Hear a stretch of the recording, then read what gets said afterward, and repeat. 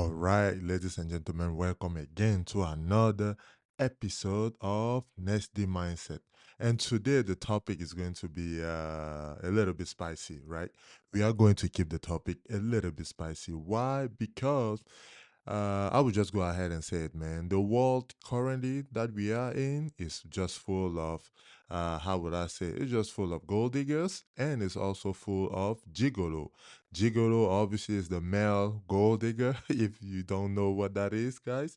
So we will go ahead and talk about it today because the title of this podcast is what are the criteria when that you should use to choose a partner? What are the criteria you should be basing yourself on to choose your lifetime partner?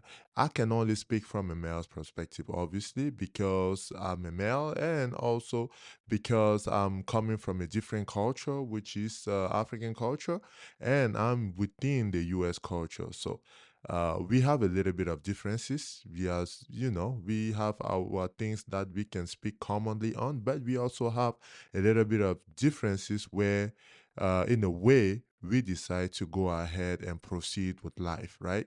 So, without having to waste your time and without you feeling like this is going to be boring, let's just go ahead and say this. Choosing a life partner is a big decision, and everyone criteria obviously is going to differ, right? So I will start by talking about the things you shouldn't base yourself on when you are choosing your partner. The first thing that a lot of people make a mistake of doing when they are choosing their life partner is they're choosing a partner, the woman that they will go ahead and marry based solely on her beauty. And in Africa, they say a man that is choosing a wife solely based on her beauty is a fool.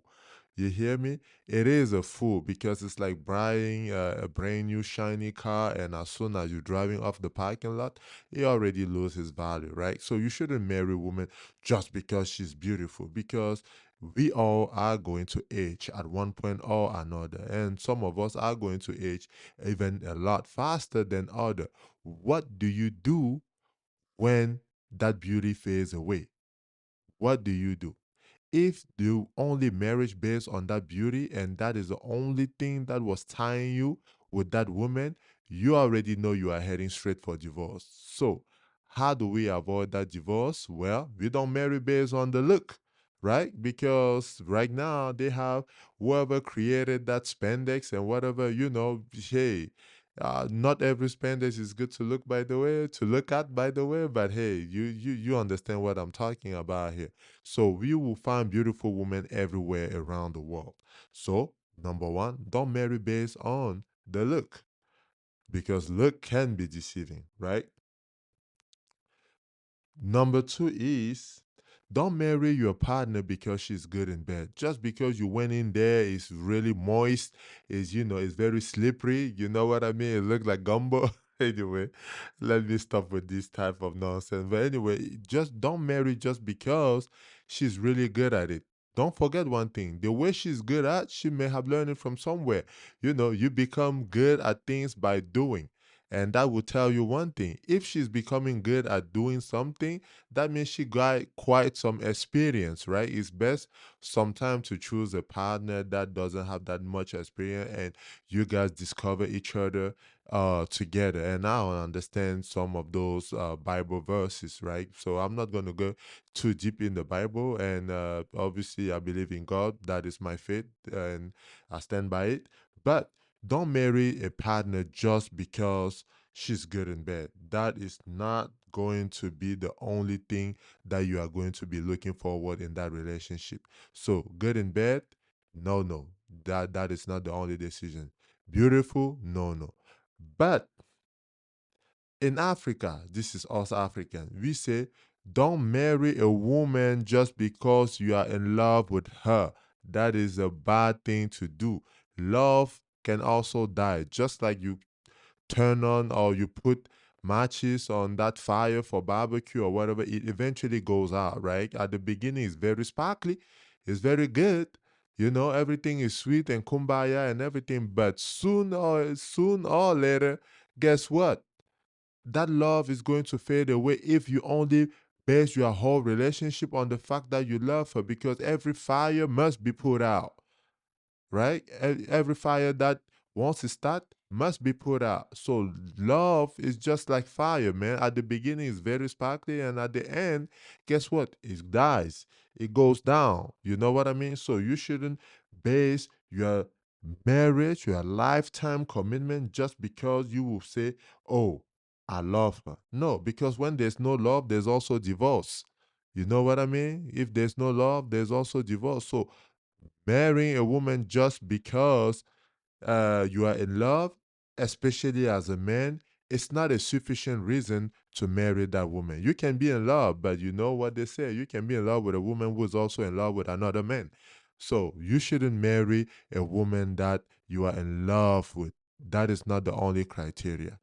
Now, why do I say that? Because time and time again, India have proven us that you don't even need to sometime be together for a long time to get married, right? What you need to see or what you need to look in a woman is not her beauty, it's not her sexual sprout, prowess, should I say sexual prowess, it's not the fact that you are in love. So, what should you look at if those criteria are out of the way? The number one thing that you should be basing yourself on when you are looking for a wife is, if I had a drum roll, I will put it right now. The number one thing is compatibility. You have to be compatible with the person you decide to marry. If you are too hot, you got to get somebody who's calm. If you're always agitated and everything, you need to have someone you are compatible with, because agitated, guess what? It's just fire in the house. You guys cannot get along. If you are too talking a lot like me, and you have a little bit of a high temper there, then you need to go ahead and find somebody that is a little bit more on the quiet side, that will listen to you. You see what I mean? That is compatibility. You need to marry somebody that you guys are sharing this common belief with, right? Alignment on core values, like, like life goals and spiritual belief, or it's good. But at the beginning of everything, there must be compatibility. You have to find a way where you have to find a partner who is very compatible to you. You need a woman that can communicate, because I always say this, right? Man, just because you say something and you mean the other, doesn't mean that I can read in your head or in your spirit, right? We are not mind readers. You need to say exactly what you want. Use your word. Use your enunciation. So I hear exactly, oh, you want me to help you with the dishes? Okay, cool. She wants me to help her with the dishes. Don't put it there like, oh, you want me to help? You want me to help you with the dishes, but you also need me to do the laundry. You want to, no, like, I'm not going to read that in your mind. I need you to be specific with what you are asking me to do. That is compatibility. So you need to communicate, because people are not enemies. They are just people who haven't took the time to sit down and communicate yet. That is what they say in Africa. So communication is a big part of your compatibility. You need to have common interests, common life goal. But one thing that you need to be careful, because most marriages happen because of what? Because of money. Therefore, you need to go ahead and make sure that the person you are marrying is financially responsible, right? Because how often do we find yourself, do men find themselves where when they marry a woman and that woman is spending crazy money on shopping? We're forgetting that there are other priorities that need to take place, right? You cannot have that, because don't marry what you cannot keep up with. You see what I mean? You need to go ahead and marry somebody that you are compatible with, but who is also financially responsible. She doesn't spend too much money. She's grateful for what you guys have. Don't go marrying somebody that is above your means, because you will not be able to keep up with that. And guess what? Whenever that money, little bit of money you have that you could have invested, runs out, guess what they're going to do? They're going to leave you. They will leave you. So be careful with that, right? Now, I'm not saying that you don't need physical attraction, but you need a little bit of physical attraction. But I just believe that physical attraction is the first thing that get us talking to get to begin with. But once we pass that level of physical attraction, we need more, right? We need more. A woman that is submissive. You need a woman that is submissive. And I know a lot of people have always missed. You need to look at the definition of submissive, what that means. It never, there's no slavery next to that word, right? Submissive sometimes could just mean respectful, because at the end of the day, if I gotta be a man and go out there and fight for this family, when I come home, first thing I require of you, I'm not even asking, first thing that is required is for you to be respectful, is for you to bring peace to our home, because I'm not looking to marry a girlfriend. The Bible said that he who finds a wife find a good thing. What does that mean? That once I come to you, you are already a wife. You are not a girlfriend. You are not a slave queen. You are none of that.